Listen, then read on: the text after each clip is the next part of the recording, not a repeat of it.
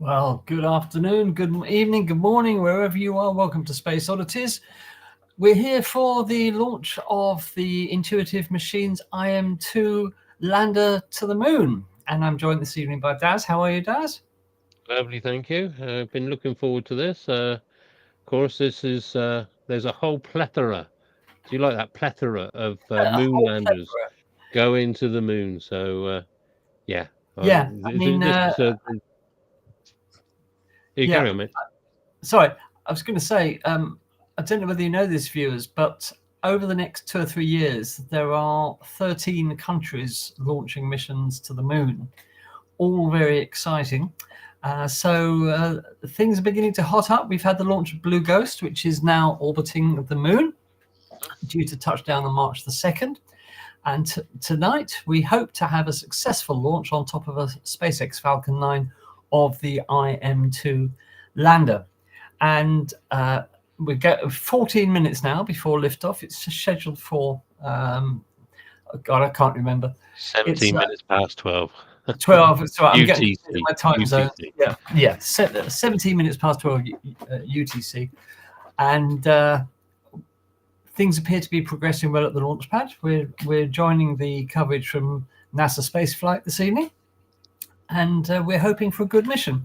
So I've got a few things to show you about the mission, so we may as well get on and have a look at these. The first one is just a very short video of the Athena lander, which is the name given to the lander. It's called Athena. Just a short look at the lander itself. And then after that, we're going to go into what is a very good video produced by Intuitive Machines of the mission. It's an animation of how the mission will plan out. And then afterwards, we'll talk about the actual mission itself and the payloads that IM-2 is carrying to the moon. IM-2 is being launched as part of NASA's Commercial Lunar Payload Services, or CLPS, which is an initiative set up by NASA to enable companies to send their own payloads to the moon. And this is another launch in the CLPS initiative. As far as Intuitive Machine goes, you may remember they tried to land on the moon once before with IM-1, and they achieved a landing on the moon with the lander, but unfortunately the lander tipped over shortly afterwards. So didn't really get anything done, which was a big mistake. Not really a mistake. There was a problem with the navigation, put it like that. And so many of the payloads that were meant to be operating on IM-1 have been moved into IM-2. So we're seeing roughly the same payloads. Anyway, let's have a look at the lander itself, just so that you can say you've seen what a lunar lander looks like.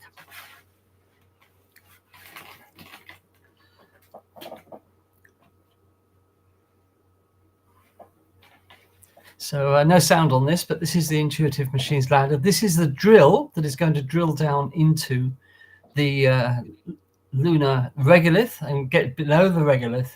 The lander is launching to the south pole of the moon, where we know there is lots of water ice locked up in craters that have not seen the light of day for perhaps billions of years.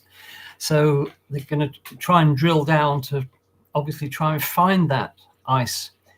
And the ice will be of great interest to future explorers in terms of providing water and also for making rocket fuel in situ on the moon. So let's have a look at the mission itself.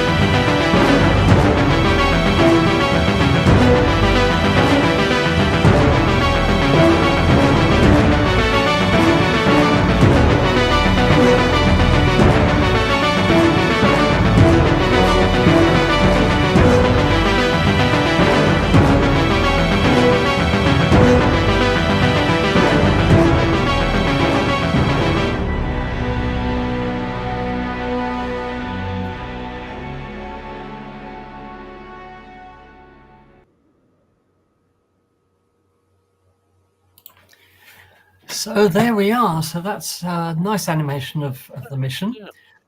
Yeah. I did notice, because we were sort of like looking, because we got ourselves a bit confuddled about all these missions that are going up. But I did notice that on that one when you were showing the mission, when the lander deployed from the booster stage that it was on, I did notice that it actually deployed another object. And apparently I've just been able to find... There were 3 CubeSats launching as well. And I'll tell Yeah, you there's about those now. Oh, okay, Because sorry. I've got all the details here. Sorry. So we'll have a look at the payloads that are going to be going to the moon with the IM-2. So let's have a look at the payloads. First of all, we will look at the... let's get our ugly mouse out of the way so we can see it better. So we'll look at the 2 NASA payloads that are going to the moon. First of all, this is the drill that I was talking about. It's called the Polar Resources Ice Mining Experiment, and it's going to drill down into the lunar surface 1 meter down, and it's going to use a mass spectrometer to look for the possible presence of ice 1 meter down in the lunar soil. So that will be quite interesting. We don't know how deep this ice is exactly. We know it's there, but we're not quite sure how deep it is. So if it finds it less than 1 meter below the surface, that's going to be brilliant news for future space explorers on the moon. Then we've got the LRA, which is it's a navigation instrument. Basically, it's a collection of reflectors that can be set up on the moon to provide, if you like, beacons for incoming spacecraft to allow them to land really accurately. So these are the 2 NASA payloads. Then we move on to commercial payloads. First of all, Nokia have got an interesting thing on this mission. Now, you may have noticed in the video that there's a craft called the Mini Nova, which is going to hop around the moon's surface.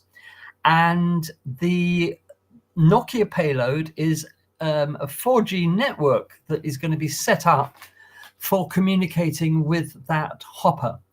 So this is the first attempt by Nokia, if you like, to set up a wireless network on the moon for communication. So that's really exciting. First time this has ever been done. Then we've got a small rover, the Yaoki rover, and this is going to just an experimental little rover. It's only going to go about 50 meters away from the lander, but it's going to be an interesting experiment because this little rover is a test for a design, which means it can be literally dropped onto the moon, and no matter which way it lands, it can turn itself over and move around the moon. So this is the first Japanese commercial payload to fly with an Intuitive Machines lander. Then we've got Freedom. Freedom, believe it or not, is the first attempt to put a data center on the moon, a small data center to test data recovery processes, because one idea for the future is that for companies and governments, crucial data, leaving them on the Earth might not be safe enough. So they're going to set up this small data server on the moon and practice doing operations with data, because the moon might be an ideal place to store confidential, sensitive, and irreplaceable data. So that's called Freedom for some reason. So there we are. Then we've got the MAP rover. This is an autonomous rover, and this is going to be the first rover at the South Pole. And again, it's a test for the design. It's much bigger than the Japanese one. Then we've got Columbia Sportswear testing a new type of material that's going to form a sunshade over the top of the lander. And it's going to test really whether this material can withstand the fierce sunlight on the moon. And if it can, Columbia plan to design this into sportswear to keep people cool. So this is a test of that material. And next one, we've got the hopper I was talking about, the Micronova. This one is called Grace. It's got its own propulsion, and it can go up to 25 kilometers away from the lander. Now, the problem is that much of this ice is in, as I said, is in craters that are permanently in darkness and have probably been for millions of years at the south pole of the moon, if not billions of years. So how do you get down into those craters? Well, this is the answer. And this is what Grace is going to try actually hop down into a crater with communication provided by the Nokia network to find, to see if it can be done. And it's also going to look for the presence of water ice inside those craters. This is the really going to be the really interesting payload, I think. And then there's a, it just goes on and on and on. There's a lunar radiometer, which is going to study surface temperatures at the south pole of the moon, about which we know not enough really. And then there's a spectrometer there that's flying on that. And that's it really. And then we've got the 3 CubeSats. So varied payloads. What we're going to do now is go over to the last 3 minutes of the countdown, and things are looking good at Kennedy Space Center in Florida. And I'm just going to put the sound on for this so that you can hear this. Next thing that we'll show here will be that call out of stage 1 liquid oxygen load complete.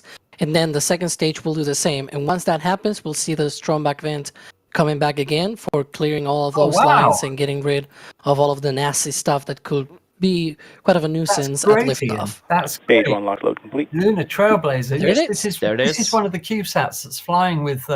So with Falcon IM-2. 9 almost ready here, So and we congratulations. are We can't wait. we are to also know. getting We hope very everything goes well. close to the point where the Falcon 9 board computer will take over. So basically, up until now, the auto sequence is mainly managed by ground computers. That's a fair way to say it, Alex. Really And interesting. from there on out, at T-1 minute, the Falcon 9 onboard computer takes over the sequence and the launch management. So we're just over 2 minutes from launch. Yep. So that is just 60 seconds away from now, where it will happen at T-1 minute. That is exactly the point of handover. We can see a used fairing there, if I see that correctly. Yeah, these variants are used. We don't know the amount of flights, but we've seen them before.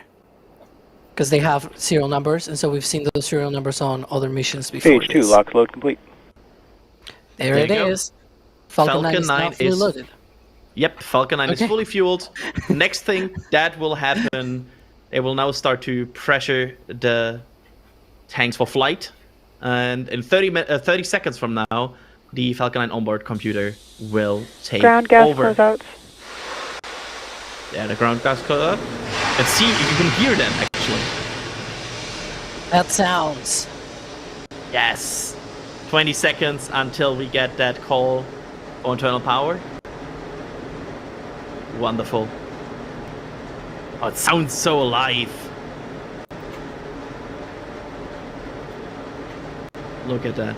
Gorgeous conditions here. Again, we have no clouds. We expected gorgeous Falcon 9 launch. is in startup. Nice.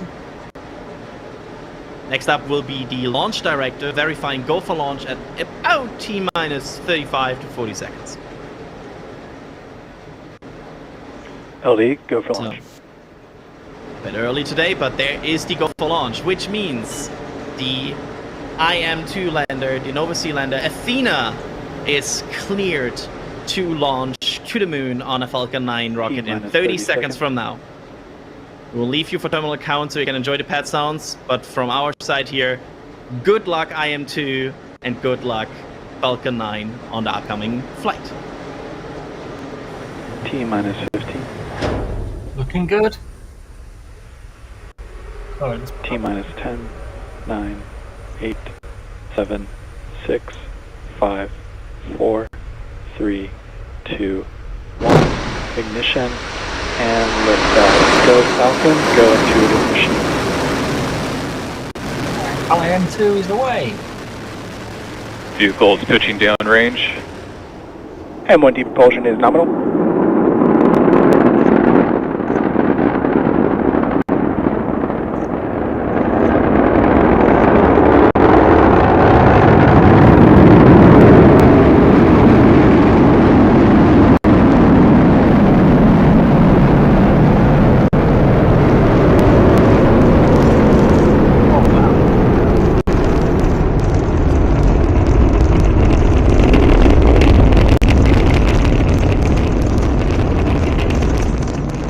Power and telemetry nominal.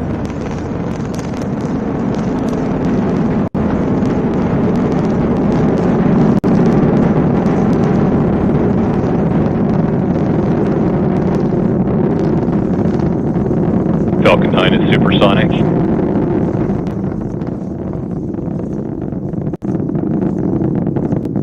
Well, Ian, looks like your PCB is away.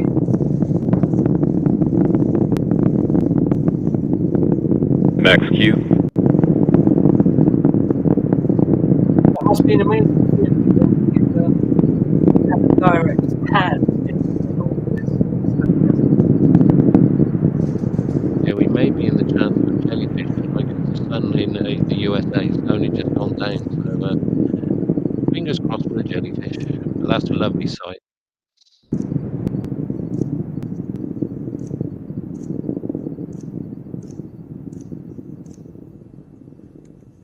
Using the here we come propulsion around of first. 9 Merlin engines, we have a Falcon 9 in the air, launching to the moon and carrying the IM-2 payload. Everything looking good so far as we are approaching the very end of the first stage burn here that is about to be concluded before stage separation. Ooh! Okay, This is the That's soundtrack cool. from the Cape Cams. Look at that blue. It's so cool how it looks right before stage separation. We'll be coming up on that Miko. Main engine cut off. You will see the stage shut down. There it is. And Nico? that's main engine cutoff.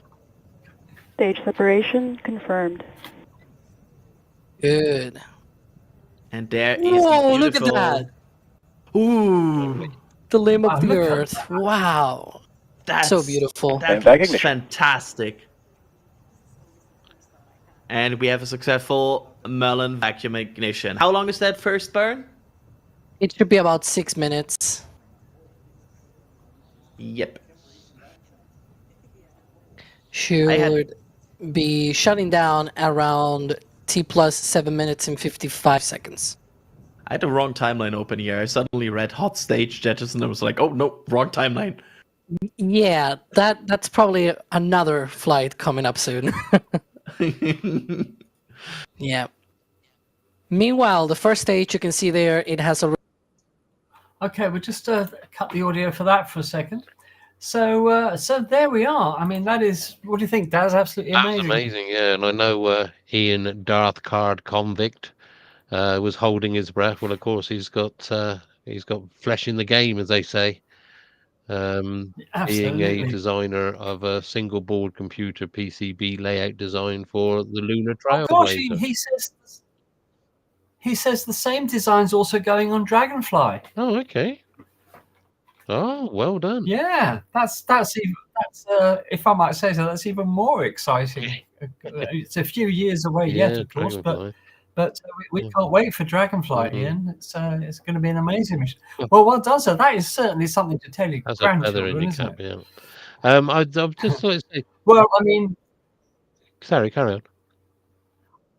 I was going to say, I've actually got my name on the IM-2. Yeah, same here. Yeah, and my daughter's name, Chloe's name, and so a little bit of us is going to the moon. So Yeah, to prove we existed. mind you, I mean, I have got my name. I mean, I'm on Mars, I'm on other ones and all that. Anything that they put up, I put it on there just to prove I was here. I am on. You'll never guess where I am. I don't know. I'm on Titan. Okay. Yeah. Oh, I you're on submitted my name for Huygens. Huygens, yes. I'm on Huygens. Okay, they're a bit Yeah. chilly, isn't it? So long after I'm dead, a part of me will be on the surface of an alien moon, and there's nothing much more romantic than that, is there? Let's be honest. Yeah, well, there you go. So, Ian, well done, Prove sir. we're here, yeah. And thank you for joining us, by the way, Ian. So we're as excited about this as you are. Oh no, well, that's probably not true. You're probably more excited than we are. He said he was But, holding his breath on we the launch. get excited easily over space. Yeah. Well, one thing I'd just like to say, when we saw the curvature of the Earth and we saw the atmosphere, did you notice the orange stripe? Yeah. That is the sunset. Yeah, wasn't that That is the fantastic? sunset. Now, if one of the amazing facts is that if you're stood on the moon and there's a total eclipse of the sun using the Earth, so there's the sun, there's the moon, Yeah. then you got the Earth, then you got the sun. That's what you would actually Yeah. see around the Earth. You will see every sunrise and every place that's having a dawn, and it will leave you with a pink ring all the way around Earth. Wouldn't that be a sight Wow. to see? Wouldn't it? Yeah, Wouldn't so it? that's absolutely fantastic. So So we congratulations, don't everyone. actually know. Yeah, congratulations to Intuitive Machines and everybody who's worked on this, and of course Ian. And we don't actually know. Here we go. Here's the landing for the first stage. Let's go. Let's just maximize this. Let's just That's the entry burn, isn't it? watch the. It's the entry burn. Let's watch the landing of the first stage. Yeah, it's always exciting. It's always Never exciting. old, never Oh, We yeah, are there very we in go. sync. Yeah. We've been doing this for a while. But yeah, if successful, if that booster actually aces that landing, that should be the 100th landing on a chauffeur of gravitas. Hopefully, we'll get to that in about a couple of minutes from now. Meanwhile, second stage, continuing into orbit, less than a minute now on that second stage burn. Pizza still is tracking that second stage. Yeah, Noticed that, Pizza's yeah. probably at some point like You know- onboarding a handover camera from Europe and starts to track again.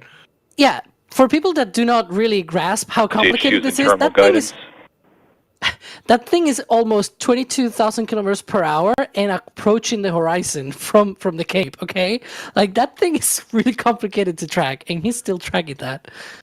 It's also very far Stage one away, so transonic. you need to see that dot on your screen to be able to track that. Stage 2 Quite STS amazing, is Pizza. saved. And here we go. Landing is coming up of the Falcon 9 first stage. Hopefully we get some views of that.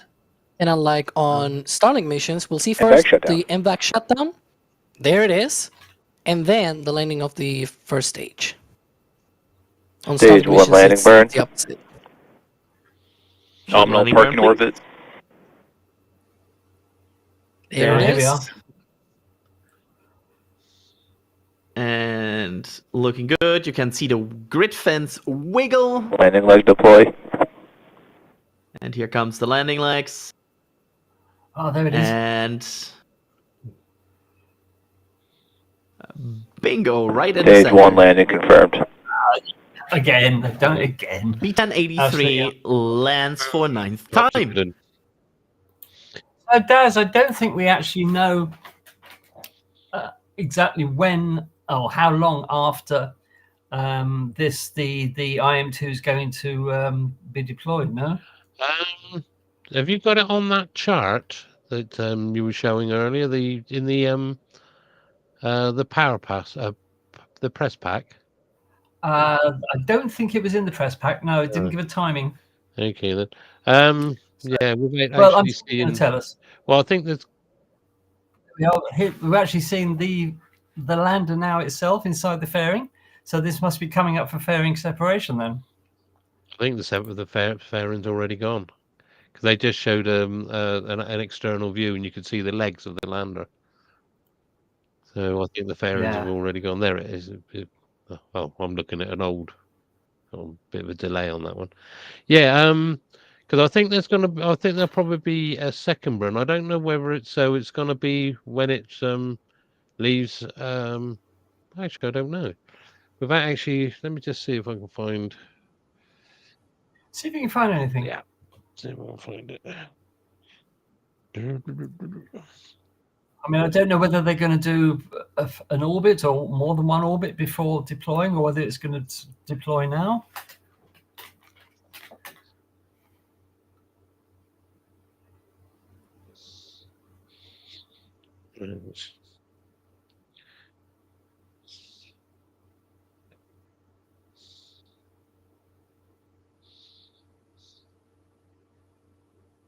Wow, look at that.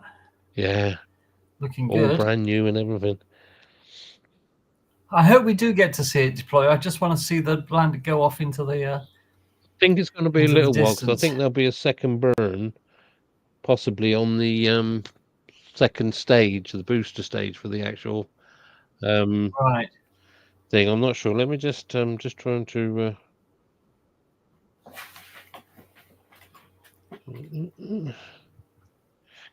Right. Yeah, no, that's hard. Who wants to see that? No, I just put in IM-2 flight plan, and it came up with Artemis. I don't know what that's all about. Oh no. Intuitive machines. Well, let's rejoin the audio at NASA space flight to see whether Hello, they're saying David, anything yeah. about it. More.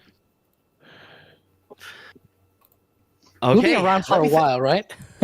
Yeah, absolutely. If you have some questions about this, make sure to tag at NASA Spaceflight in chat, because we will have some time to answer some more questions here in the next 30 minutes. So yeah, let me thank some more people here before we do that, though. Let me thank Longdis for gifting 5 Red Team memberships. Thank you so much, and also thanks for the overall very generous support during today's stream, Longdis. I know that's like there was quite some support before this as well. I'd rather be flying an X-wing with a $5 tip saying, Alex, Alex, my favorite. Actually, I think that is supposed to be Adrian. Adrian, my favorite German word is Backpfeifengesicht. Oh. Please have Sawyer and Alex show us the proper way to pronounce that. I'm not sure if I want them to say that. Right, there's nothing much going on there at the moment. But what we're going to do, because we've got Ian with us, let's have a look at the details of the Trailblazer that Ian has helped design. So the Trailblazer is a CubeSat, which is going to map the distribution of the different forms of water that exist on the surface of the moon. And Ian, am I getting confused? I thought that Lunar Trailblazer was an Australian project. I may be wrong, maybe thinking of something else. I'm sure you'll be able to tell us. But I'm sure Lunar Trailblazer is Australian. It's one of these, multinational payloads that we've got on IM-2 at the moment. We've also got the Odin Astroforge. This is an interesting mission. This company, Astroforge, they are taking the first steps in mining asteroids, and to that end, Odin is going to be surveying an asteroid not too far from the Earth that's mostly metallic, and proving that they've got the technology to work close up to an astronaut. Oh, it's Caltech, is it? Oh, okay, thank you very much. Yeah, I'm sure. Oh, it's all right. It's late at this. It's 1:30 in the morning here, so I'm getting confused. I'm sure Australia have named something that's going to the moon in the next few years Trailblazer. So I will check that anyway. But thank you for that. It's a Caltech experiment. Oh, yes, we've also got Chimera from Epic Aerospace, and this is another CubeSat that's being launched, and this again is a test for propulsion systems, if I remember rightly. So there we are. Anyway, let's just go back to see what's going on. Obviously, nothing much is going on at the moment. We're going to hang around here just to see whether we can get any information about when the IM-2s are going to separate and start off for the moon. But they're not very forthcoming about the actual. No, that's right. I mean, I couldn't find it beforehand. Yeah, the diagram shows it actually separating once it's done the lunar insertion burn. So it so whenever that burn happens, but yeah. Oh, sorry, I couldn't help you with that. Sorry, I can't find anything. No, that's okay. They've got diagrams and things like that, but they've got no timings. Yeah, there's no timing anywhere on the documentation. Let's just go back and have another listen to NASA spaceflight, see whether we can get some mess things up a bit, but yeah. Let's hope they removed all the protection caps this time. At this point, we have some pictures ready. I believe we have a first shot from Julia that is already ready to present, and there it is. Look at that. That's beautiful. Gorgeous. Nice. I always feel like these shots give you a good perspective of how huge Falcon 9 is. as a rocket. Wonderful shot. 70 meters tall. Yeah, look at the plumes there. It's like there's a lot of dust. Yep. Wonderful, wonderful picture, Julia. Thank you for that. That's a really neat one. I don't know if you Um, guys seen, crew missions when they arrive to the. Nothing much there at the moment. I presume that the CubeSats are going to be released. If I remember at least the animation, the CubeSats were released after the separation of IM-2. Yeah. So we got that to come as well. Yeah, because in that animation you showed, the lander separated, and then you saw the CubeSats pop out the side. Yes. So Yes, that's right. yeah, it's I mean, all these missions have got so many different payloads. And of course, as I said before, we've got a whole plethora of landers landing. We've got Blue Ghost, which is, when's that land? Is that Monday or? It's the 2nd of March. When's the 2nd Oh, that's of March? Sunday. So that's landing Sunday. That's Sunday, yeah. Then we've got the IM-2 here, landing, or Athena as it's called. That's landing on the Monday or Tuesday. I think it's the Monday because it's the 3rd, I think. That's what they're aiming for anyway. And then, of course, when Blue Ghost went up, that was a ride share as well. And it carried a Japanese lander, which is called Resilience. Now, that's taken this. I Yes. mean, both Blue Ghost and the Resilience have taken sort of like a longer route to get to the moon. I mean, Blue Ghost spent a lot of time in Earth orbit, but they're using more gravity to slingshot them around several times. So they've taken, I think, Blue Ghost up. What did that was that 2 weeks ago, 3 weeks ago, actually launched. Nearly 3 weeks ago Yeah, now. because Resilience now it isn't actually due to land because it's swinging around. I think it's going out all the way to Lagrange Point. Is it 2 that's behind the moon? Lagrange Point 2, and then it's coming back down again, and things, and then it's going out to.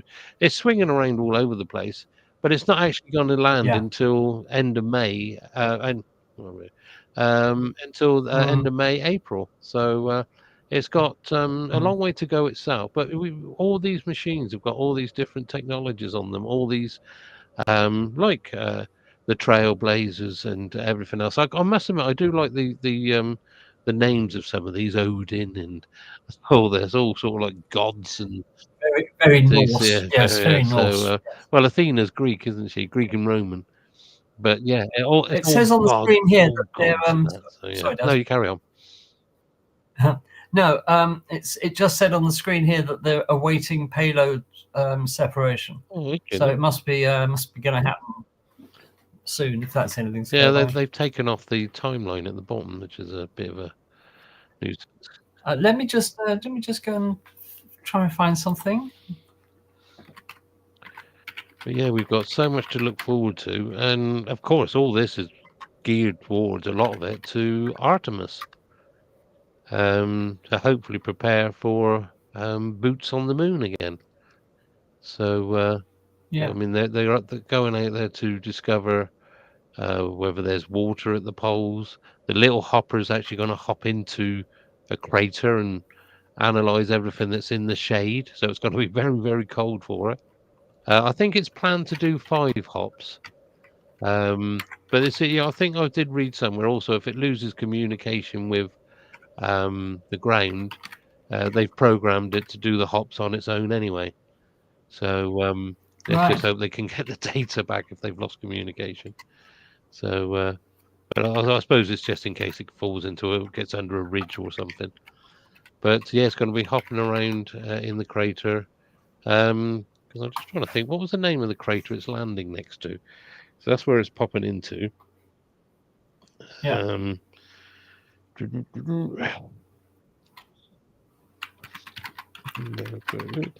Yeah, so it says, I mean, this is what it's all geared up to, because if there's water, we're looking at sustainability of, setting up moon bases, and also to create, it says the landing site is Shackleton.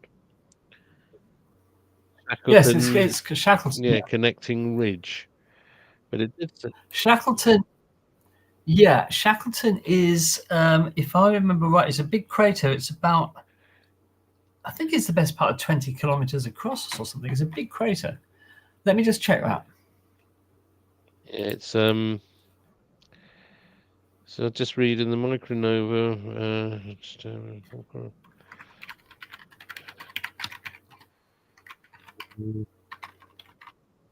Just checking that now. Oh, according to what I'm reading now, it says it's not the designated actual crater. It's going to be hopping into possibly 2 or 3 deep craters to have a look. So Yeah, I was right. It's not 20 kilometers, it's actually 21 kilometers across Shackleton crater. oh, And there's a ridge between, because if you look at the craters at the South Pole, they're all sort of right next to each other with ridges between them. And when you look at them on an image taken from lunar orbit, those ridges don't look very big, but they are actually quite wide, more than wide enough to provide a decent target for a lander to land on. So Shackleton crater is, I don't think Shackleton crater is in permanent shadow, but there are some close to it. There's some deep ones around, and that's what it's going to be surveying. Yeah. Because I also, that's sorry, right. There are some carry on. But the views from there should be absolutely amazing. No, seriously, can you imagine? It's going to land. I wonder if it's like that ridge. crater in Arizona. It's got a visitor center next to it, so people can admire the views. I don't know. Well, so anyway, yeah, you were talking about this little hopper. Of course, it's going to be analysing the soil. It's got a little mini drill and stuff like that on it, and be analysing the regolith that it's actually stood on. But I know there was some concern that because it's using hydrazine as its fuel, that the hydrazine will contaminate the regolith in the surrounding area as it uses its thrusters to control its movements. Because water is one of the waste products. But they've already thought about this, and they've designed it, and they have taken that all into account. So the science we were getting back will give us a very good idea of what is actually in the regolith. So yeah. I mean, I don't know about you, Daz, that I find this just incredibly exciting. Yeah, because we did what's going on the moon. Yeah, we did have. We did have viewers that. Sorry, I was just going to say we did have several landers that go last year, as you mentioned before. Of course, Peregrine didn't make it because of a thruster problem, so that ended up just slingshotting around the moon and coming back and then splashing down. IM-1 tipped over. Yeah, IM-1 is one of its legs broke, didn't it, on landing? And then there was the Japanese one that tipped on its nose, so its bum was in the air. Yes, so, that was fun. But that one lasted, didn't it? That one lasted. Yeah, it did. Lasted for a couple of weeks. Months. It survived sort of like about 5. It kept coming back with data for what they call 5 or 6 lunar days. Well, of course, at the South Pole, you're not getting much light, so a day there isn't very long, and it was getting enough power to power its recharge its battery, so it could send the battery of the data back that it was, because it was still working, it was still collecting. It was an amazing little machine. But yeah, there's some exciting times, as you say, coming up. It's one of these. Like I say, as you said, we've got loads to look forward to going to the moon. So Absolutely. onwards and upwards. That's what I say. It's light the fires and kick the tires and light the fires. Yeah. But what amazes me is not just that there are 13 countries that are launching to the moon over the next couple of years. The amount of international cooperation in all of this is absolutely amazing. It really, really is. So, I mean, look on this lander. Several countries represented, and it's all extremely exciting. Because I mean, there's been several countries already there, haven't there? I mean, you've had India, Israel made Yes, an attempt, absolutely. but unfortunately that crashed, leaving all the tardigrades there. So yeah, Yes. I mean, of course, we got Russia, we got China, and and so yeah, there's lots of countries that have already sent things to the moon. So and there's a lot more to come. There are a lot more countries to come. By the way, viewers, in April, we are having Moon Month on Space Oddities. During the month of April, we're going to be throwing a ton of content at you. Anything and everything to do with the moon, from its evolution, formation. We're going to look back at the missions that ended up with people on the moon. So that's Mercury, Gemini, Apollo. We're going to be looking at future moon plans. We're going to be looking at observing the moon, photographing the moon. So we've got a lot of programs lined up to show you throughout the month of April. We hope you'll join us during Moon Month for at least some of them. And we will endeavour to tell you everything that we can about the moon. Yeah, because it's becoming even more important.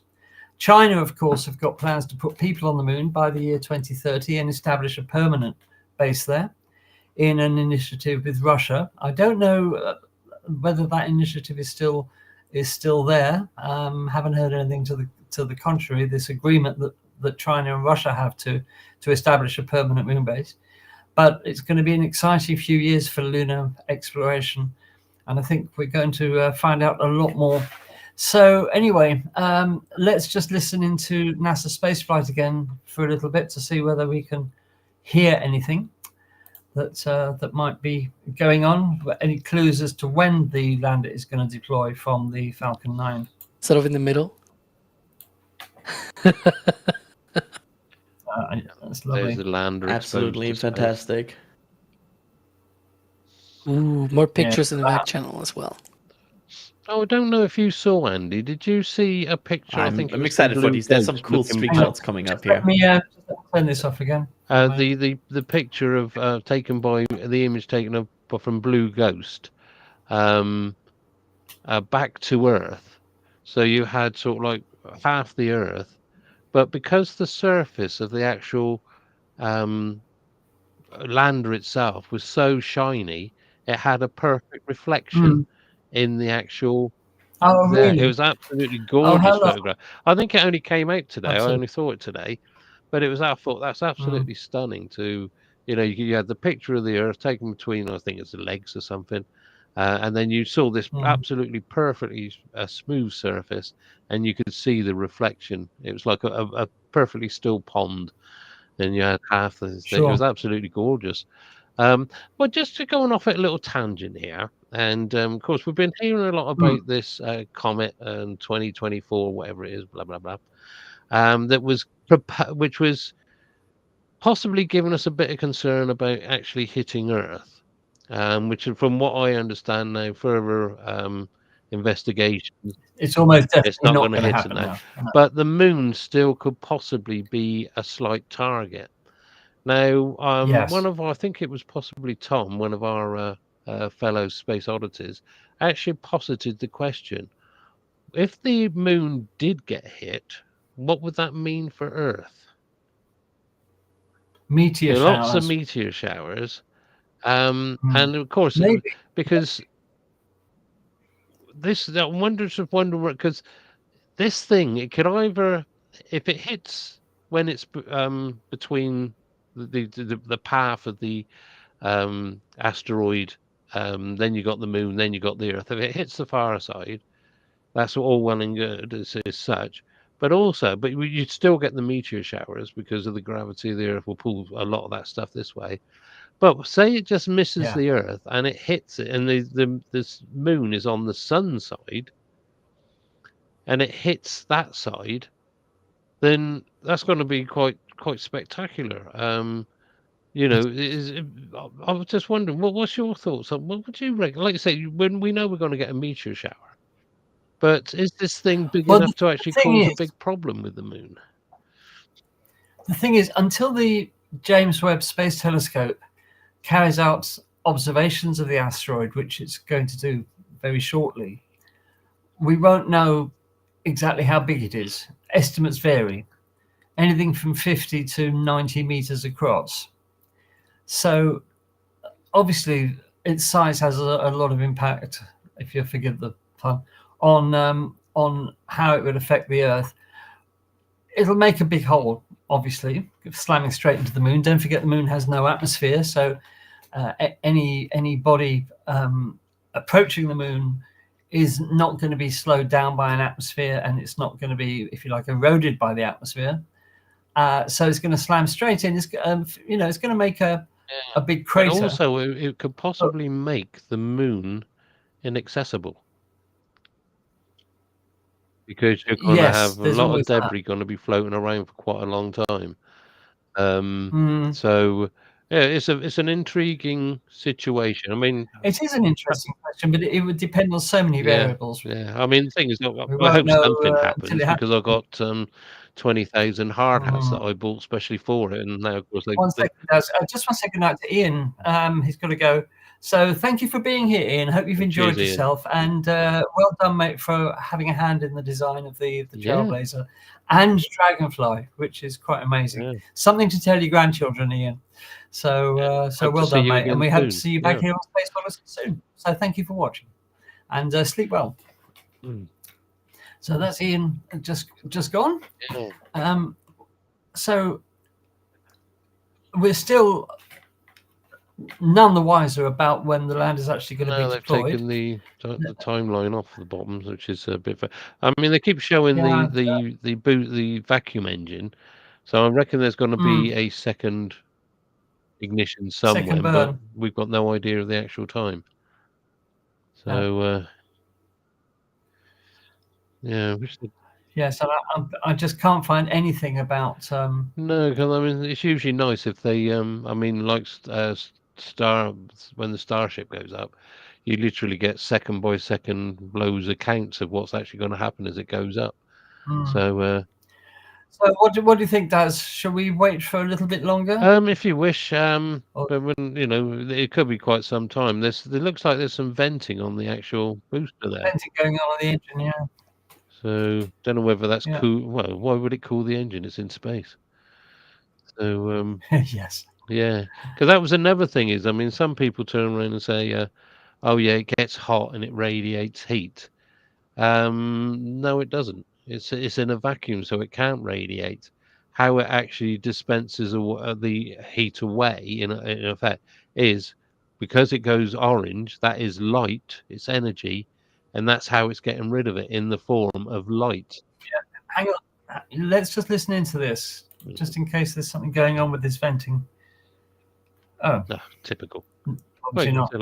No, they're still doing replays. So there's obviously nothing important going on. So if you've just joined us, then welcome. We are just waiting for the separation of the IM-2 lunar lander from the Falcon 9 upper stage after a successful launch. We don't actually know when the lander is going to deploy from the Falcon 9, and we can't seem to find any information about it. So we're going to give it another few minutes here, and then if nothing happens, we're going to knock things on the head here, I think. But we'll persevere for the moment. A perfect launch and amazing views of the Earth as the Falcon 9 climbed up through the atmosphere, and stunning stuff, absolutely stunning stuff. So nothing much going on. Let's just tune into NASA spaceflight briefly and hear what they're as much saying. As the cameras, they get that kind of like overexposure when it first turns on. Your eyes have to get used to it the same way. So yeah, and of course, I'm moving it with the camera as well, but you're also looking with your eyes, trying to go back and forth the screen and also see in real life. Oh yeah. Okay, so they're still talking about the replays. So nothing important going on at the moment. There were some lovely colours in that launch. Yeah, certainly.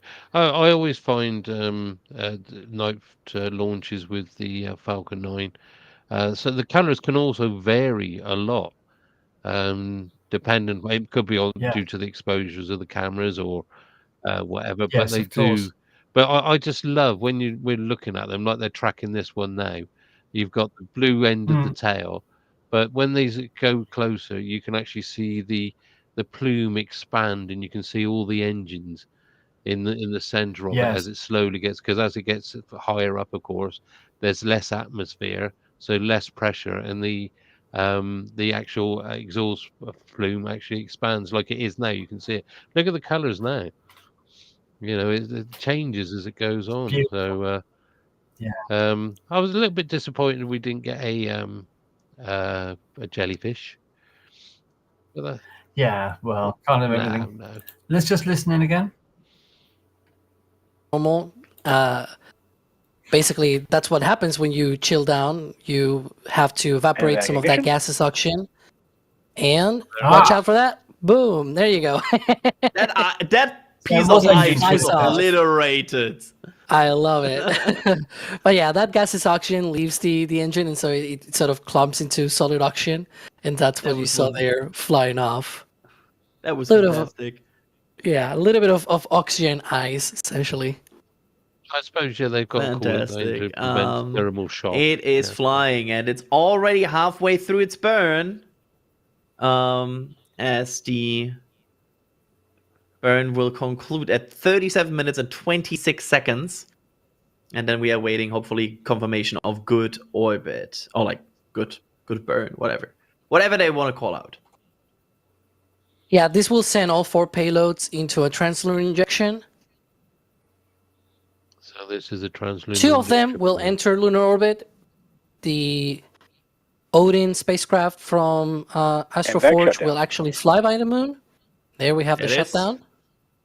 And then the Chimera Geo tug will be sort of making its way back down to a geostationary Nominal orbit insertion. Good, that's good. That's all what we want to hear. And now we are awaiting the IM-2 Athena lander deploy, which is currently scheduled. And of course, that might change. The timeline sometimes is a bit flexible at 43 minutes and 38 seconds. So less than 6 minutes from now. And I also want to quickly mention, for the people who are curious, yes, there will be a countdown to launch show today. And spoiler, both Alex and me are on it. But okay. It will how do you say? So we've got about 6 minutes before separation. There we are. We know now. Yeah, that's a good burn. So that was the lunar incursion burn. So basically, what that burn was to do was to actually push the lander now towards the moon. And as I've said, they've already deployed. They're deploying also those CubeSats. Yeah, there's going to be a few things going on now, but the CubeSats will be launched before they actually it gets too far away. But so it's on its way to the moon, in theory, and we're just waiting for it to deploy now, and then jobs are good and it's on its way, and then hopefully by next Monday, Tuesday, whenever it was, we will see it land after Blue Ghost. 2 successful lands. That's what we want. 2 successful landings. So of course we definitely want 2 successful landings. That would be absolutely amazing if we could do that. Yeah, really would. So just to let you know, viewers, what we've got coming up. We've got coming up a good few things on SpaceOddities over the next few days, because it's a very busy week. So we have got on the 28th, that's Friday, we've got the 8th test flight of SpaceX's Starship. That's coming up on Friday. Then on the 1st of March, which is Saturday, we've got the launch of 2 new astronomical observatories from NASA, Sphere X and Punch. We're covering all of these events live. Then on Sunday, Blue Ghost is landing on the moon. And then on Monday, we've got the 2nd launch of Europe's Ariane 6 rockets. It'll be the first launch to carry a commercial payload, but it is only the 2nd launch of this new rocket, the Ariane 6, a successor to the venerable Ariane 5. So we're covering that on Monday as well. Some point in the first week of March, we've got the IM-2 actually landing on the moon. And just to let you know, Navas, on the 18th of March, we're going to be joined by science writer Gurbir Singh, who's going to be talking about the present and the future of the Indian space program. So as well as that, we've got our normal Tuesday live stream. Haven't put together a schedule for that yet, but we'll be here on Tuesday at 8 p.m. But in between, we've got these space events coming up. So just to reiterate what we've got coming up on the channel over the next few days. Friday is the test flight 8 of the Starship. I hope you join us for that. Saturday is the launch of Sphere X and Punch. Very interesting observatories being put into orbit. And then on Sunday, we've got the landing of Blue Ghost. And in the first week of March, we've got the landing of IM-2 on the moon. And then on the 18th, we've got Gurbir Singh joining us for a chat about the Indian space program. All of that coming up on Space Oddities. Check the channel for details because they change. And we know this because the launch of the Ariane 6 today was postponed from Friday until Monday. So do check the channel. We will update the channel as and when things change. As you will appreciate, things do change in terms of scheduling space flights. And we're now coming up on just about a minute, hopefully before separation. So let's just have a closer look at this.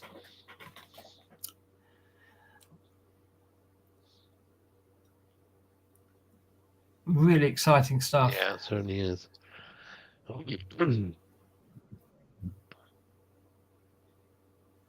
hope we get some nice views of it floating away. Perhaps we'll even see it fire its main engine. That was interesting. Did you see those blue flashes? No. Yeah, when we're just looking wow, at look at the that. engine bay, there was, yes, lovely, isn't it? There was some blue flashes off to sort of like beyond it. Maybe it's just something catching the light, but there was two or three of them. You've That's had all too there many was. showers, mate. Um, Okay, we're waiting now. It's due to happen very, very soon. it could have been The thrusters. separation of the lander.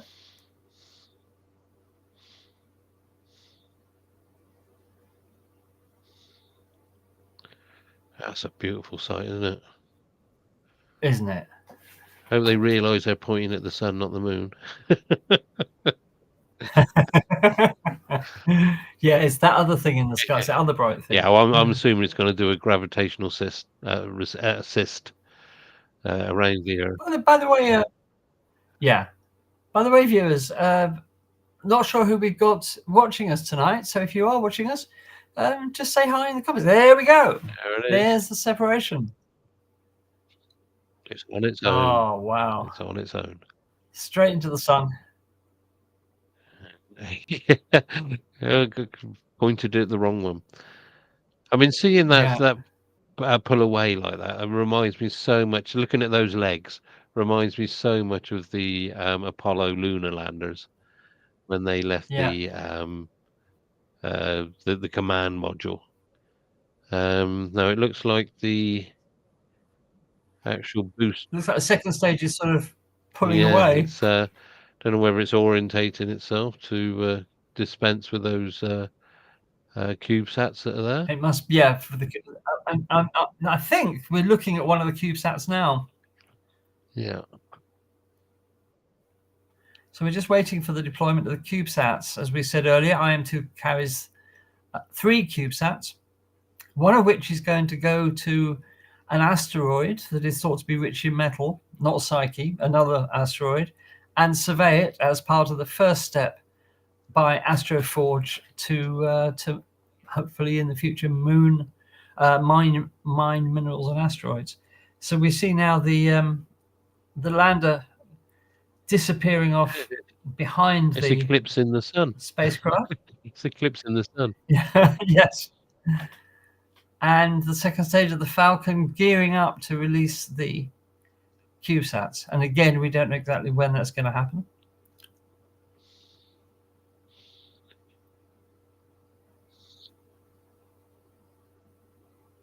And as we said, one. I think that was the IM-2 firing its engine, was it not? That's what we were Oh, looking at. I didn't see that.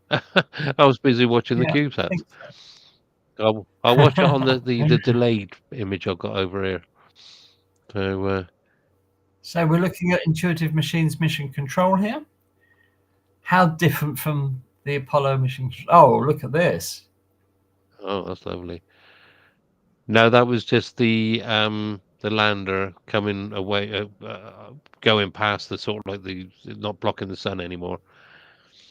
So yeah, there's the sun reappearing. No, I may be Yeah. wrong. I may be wrong. I'm probably wrong. That's what it appeared to. I was just watching it on a delayed image I got over here from YouTube. Right. So yeah, it seems to be. Ah, wow. Yeah, that's a beautiful sight, isn't it? So 2 CubeSats there. I think one on the left, one Yeah. on the right. And look at the orb that is the Earth. Yes. Definitely not flat. Well, the thing is, one of the joys that I had, because we've got Moon Month coming up, and I've been preparing several PowerPoint things for the actual month. But I also got to enjoy images like the blue marble and Earthrise and things like that. Sure. Views taken from the Apollo command modules. If I remember right, wasn't I think we get this right. Wasn't the blue marble taken from Apollo 8, and then the Earthrise Yes. was Apollo 13, wasn't it? Absolutely. Was it 13? Yeah, I think it was. So yeah, there goes one. Fantastic. I mean, it's just amazing that people can actually build these machines to actually do all of this. The technology within these that's gone into this is amazing. Oh, there goes the other. a second. There goes another. So he went off a bit slower. Yeah. And then, of course, we just got the last one. Yep. But I don't know which order they went off in. Ian will be happy. There we go. There That's it goes. lovely. Absolutely lovely. So, of course, this Beautiful. second stage now is going to do a return to Earth boost and burn up in the atmosphere. Yes, so, indeed. it's an absolutely, like I say, absolutely fantastic. That almost looks like a World War II. There's a replay of the deployment. Yeah. I was just looking at the command center on the right. Looks like a World II, sort of like where you plop the planes, the bombers coming over. So yes. Looks like the World War II Churchill war room. Yeah, moving the little things with the. Okay, so I think we would draw things to a close for this evening, having seen the successful launch of the Falcon 9 carrying the IM-2 lander. The IM-2 lander seems to have deployed successfully, and the 3 CubeSats that were hitching a ride have also deployed.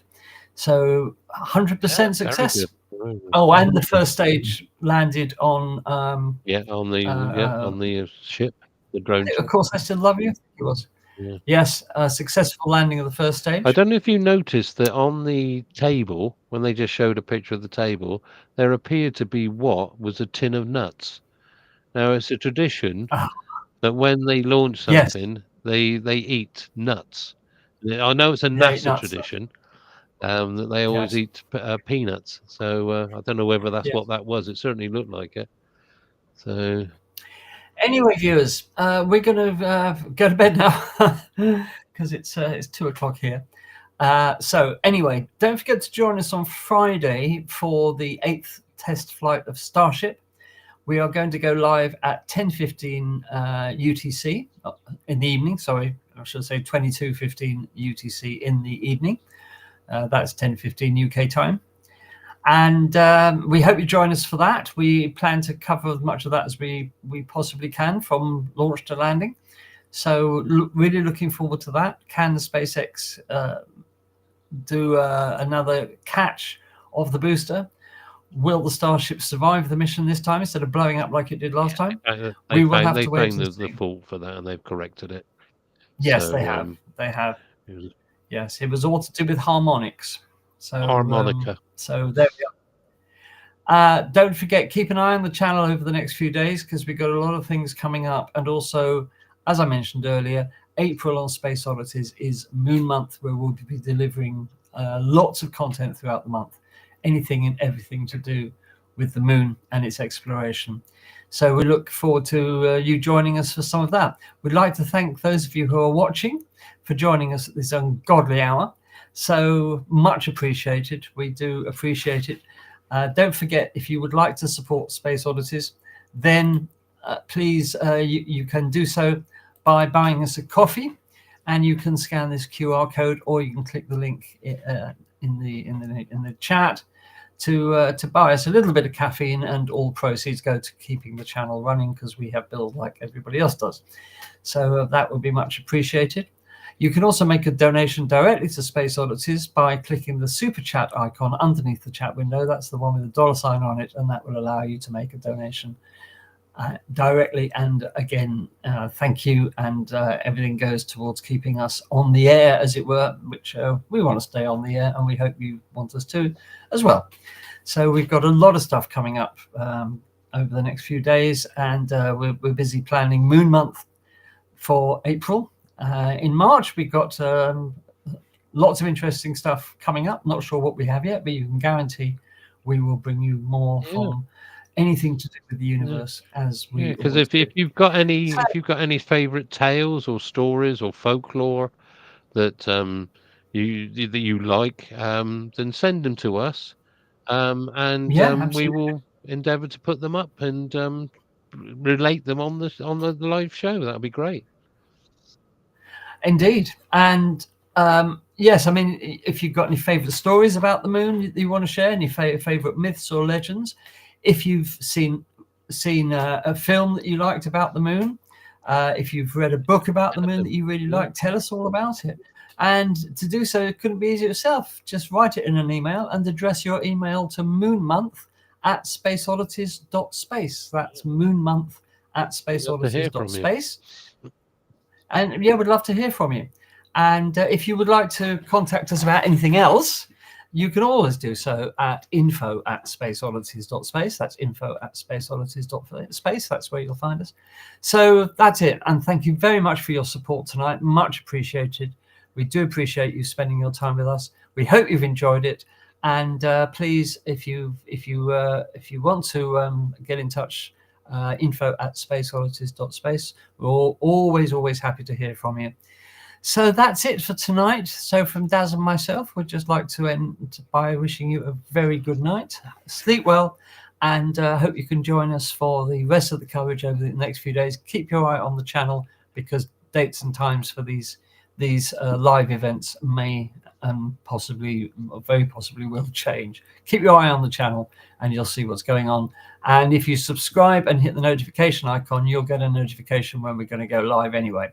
So if you do that, then you'll be kept. And also, can I just remind people, the sun's very active. Keep an ear out for your aurora alerts. There's a possibility we might be able to pick something up. And of course, the moon's very full moon in the next few nights. So a new moon, sorry, new moon. So keep that's right.